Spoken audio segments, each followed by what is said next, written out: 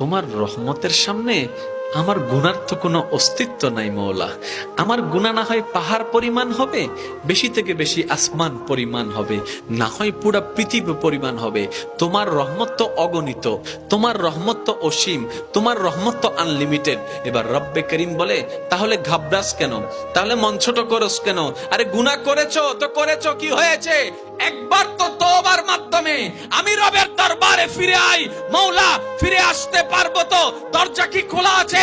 রব্বে করিম বলে, মরণের আগ পর্যন্ত, কিয়ামতের আগ পর্যন্ত, সূর্য পশ্চিম আকাশে ওঠার আগ পর্যন্ত দরজা খোলা আছে, দরজা খোলা আছে, দরজা খোলা আছে।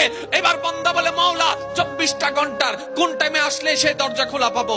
রব্বে করিম বলে, আরে ব্যাংকের দরজা খোলা থাকে নির্দিষ্ট সময়ে, অফিস আদালতের দরজা খোলা থাকে নির্দিষ্ট সময়ে, এমনকি ঘরের দরজাও খোলা থাকে নির্দিষ্ট সময়ে, এর বাইরে যাই না। কিন্তু তোর রবের দরবার এমন একটা দরবার, 24টা ঘন্টার যেই কোনো মুহূর্তে তুই আসবি, তোর রবের দরবার তোর জন্য খোলা থাকবে। সুবহানাল্লাহ।